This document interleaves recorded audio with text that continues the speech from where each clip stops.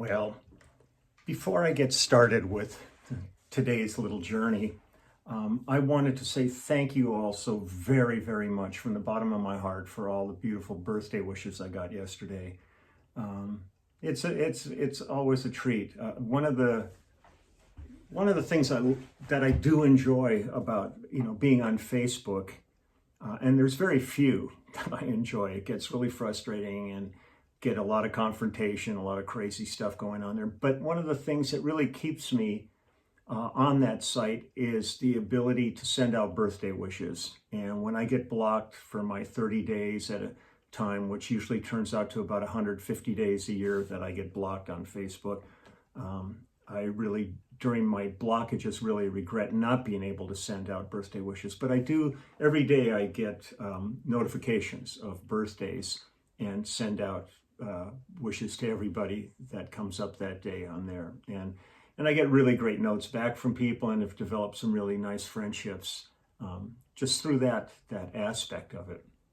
Yeah, it's really cool. So thank you so much. I remember being in Nashville working on a project and walked into one of the gift shops there, and there was a t-shirt hanging there that said, "60's not old if you're a giant redwood." Well, it's kind of, it's how I'm living my life now. It's like, time's clicking away here, but I'm still on the right side of the lawn and still enjoying this every day. So I'm having a great time. But I'm going to go back in time a little bit here to the younger days, and I'm going to reflect on something that pertains to James Taylor again. As I've said in previous videos, I met James in the late 60s, around 69, when I was in a band called Wolfgang, and through mutual blah, blah, blah, James came out to a couple of our rehearsals and hung out with us and got to know him a little bit. And then when he got offered his first gig at the Troubadour in Los Angeles, he remembered me from these rehearsals, and they tracked me down and asked me if I would play with him. Now, I was still in college, and everything, but I said, sure, I'd love to. I thought he was brilliant. I mean, he's one of those guys that the first time you met him and he took out his guitar and started singing, you just went, oh crap, this is like really somebody special and amazing.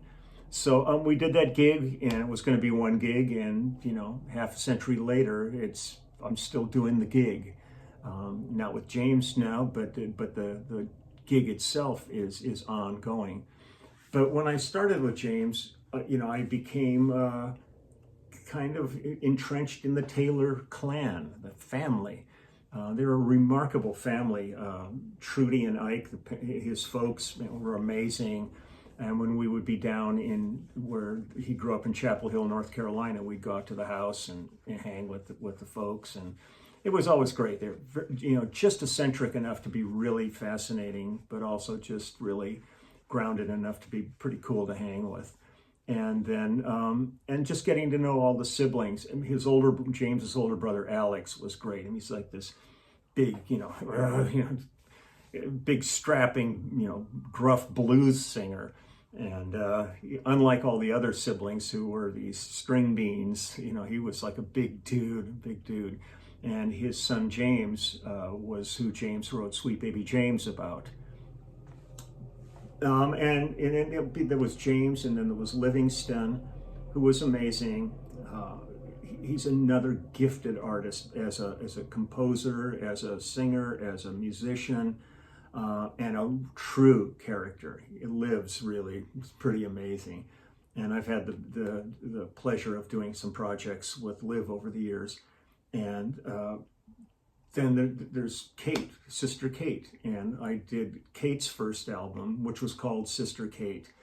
And Kate comes through town every year, and I go see, when she's out locally here, I go see her shows, and she puts on a great show. She's a really good entertainer, tells great stories, and she's really talented girl. I mean, she really evolved into a really fine artist.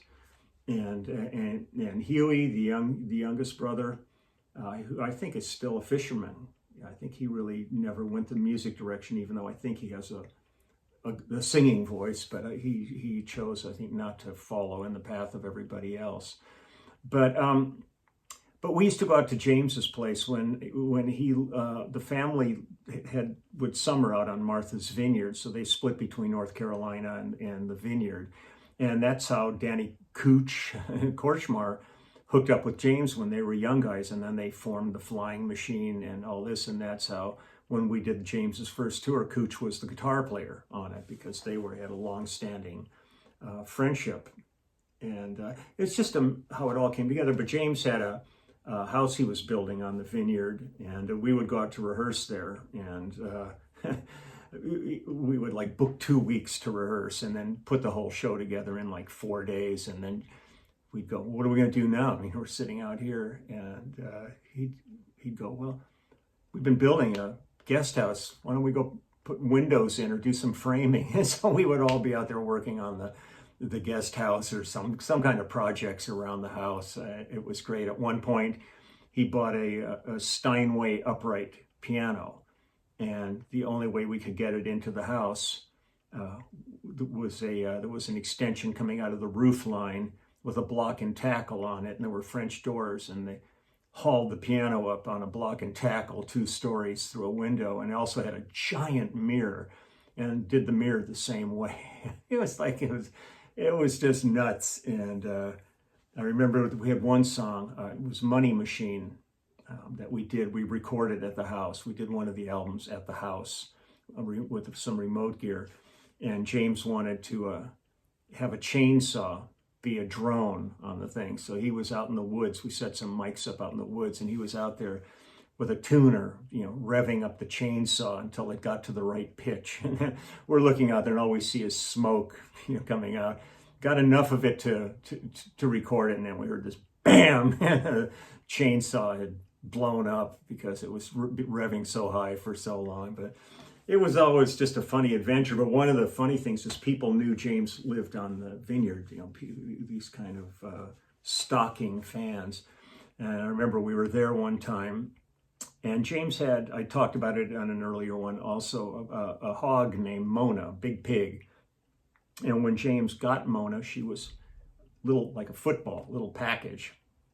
And she grew. She was black and white and looked kind of like a police car by the time she was an adult. She was probably about 400 pounds. But there was a Jeep that came on the property with these 2 young couples in it. And it was before they got near the house, they stopped, and one of the guys got out and he was peeing against a tree. And we looked over and spotted the guy, and we just looked over because Mona had the run of the house. She was like, having a dog or a cat. And we just said, Mona, go get him. And she took off in the direction of these people. And the 3 in the Jeep took off. And the guy who was peeing against the tree started running behind them. And all we see is this guy running, and we see pee flying from side to side. It was a beautiful sight to behold. And he finally made it to the Jeep, and they got off the property. But that was one of the curses of being James Taylor on Martha's Vineyard, is you always had these people kind of showing up, wanting to come to the fountain to drink from the well, kind of a thing. But I'm going to do something that I did with Liv. I had the pleasure of doing a couple of projects with Liv, and Liv was really, he was right up there with James. I mean, he's a great writer, great singer, great songwriter, more whimsical on a lot of levels than James. His stuff had a little more whimsy in it. I've been digging around the house, and I cannot find the damn jacket that this CD came in. It's somewhere amongst the boxes of CDs that I've gotten. I've loaded a lot of them into the laptop, so I don't have all the credits on them. So on this one, I can't find it. I believe we cut it in Nashville, and I think Shane Keister might have been the keyboard player on it, because I did a lot of projects with Shane. Chris Rodriguez may be on it, but the one thing I do remember distinctly on it is Steve Gadd is the drummer on the song, on the album, and on the song I'm going to do. And any opportunity to play with Steve is a gift to a bass player. I mean, he's got all the chops, all the facility in the world, but he can also just sit back and just set up a beautiful vibe and stuff. I got to do a song for you, Leon Russell's A Song for You, which so many people have cut, and Steve and I did it with Ray Charles. And it's just beautiful listening to Ray sing that song, but the feel that Steve lays down is pretty great. So this song is called I Wish I Was a Cowboy. And it's really a simple tune. I mean, Steve's just playing brushes. For me, almost the entire song is just half notes. And but it just feels great, and it's a really fun little tune. So I'm going to laptop timed out here, so let me log back in. Here we go, and this is Wish I Was a Cowboy, Livingston Taylor. 2, 1, 2, 3.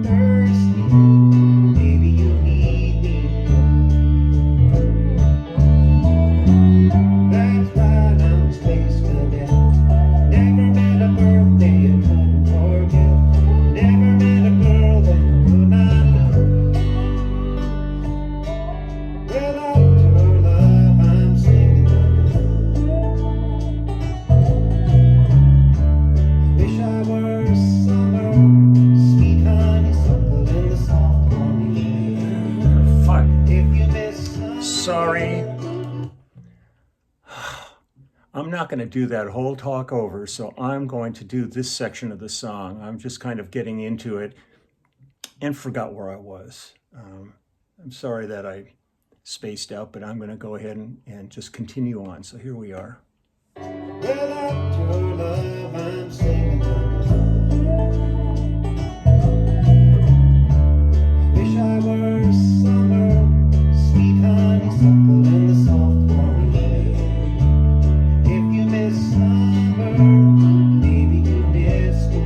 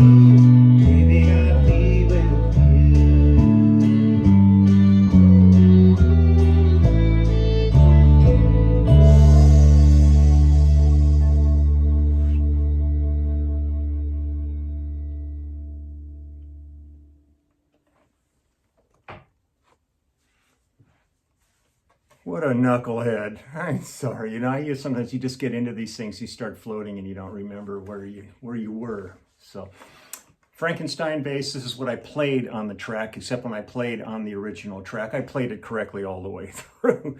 You know, I'm sitting here every day just going, geez, I'm really screwing up. I just should practice the songs more. But it was fun. It was so much fun with Liv and all the guys there, and with Steve. But I just love the fact that, you know, to have a song where you're just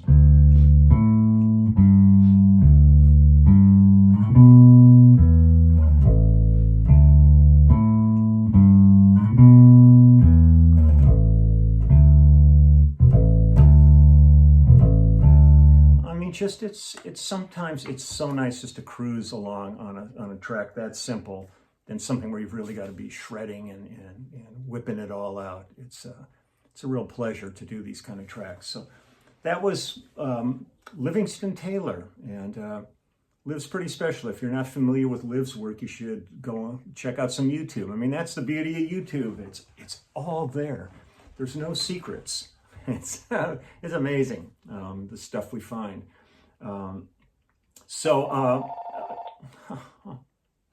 That's probably somebody calling me just to say, you suck, you screwed up a simple song. What's wrong with you? But that's why I don't answer the phone. I really don't take that kind of criticism very well. I'm a very sensitive person. Okay, so I'm going to go ahead and move on with my day, and I hope you move on and have a great rest of your day. Things are really, really crazy right now. This entire scene in Minneapolis. I have a lot of friends in Minneapolis, and it's so scary there. And LA's gone through some serious hell with some of the protests that are going on too. And it's just, there's the potential for such great in this world, and then these tragedies come down that are just so terrible that you just kind of sit there and it takes your breath away how bad things can get. So I'm hoping that this all gets resolved, so nobody else gets hurt, and that this comes to a resolution that the law demands. But I'm not going to get here because I've had some people writing to me about politics and really I'm trying to avoid politics as much as I can on this site. I do enough ranting on Facebook, and that's why I get kicked off all the time on Facebook. But I've had a couple of people writing to me on this YouTube channel where I'm just trying to do music and, keep this as civil as possible. And they've gotten really kind of ugly and mean-spirited. So I'm going to just move on with my day. You go on with yours. And I wish you all the very best. And the pandemic continues, no matter what people are saying, it's still going on. So, be careful out there. Protect yourself and protect all those around you as best you can. Things are opening up, but be real smart when you go anywhere, because the potential is still there. We don't have enough information to really draw any kind of real smart resolution to what's happening here. And just the worst thing would be is to get sick from this. So take good care, and I will see you all tomorrow with, I've got a couple other things here, and hopefully I can play them all the way through without being me. So, God, sorry about that today. So you take good care, and I'll talk to you soon.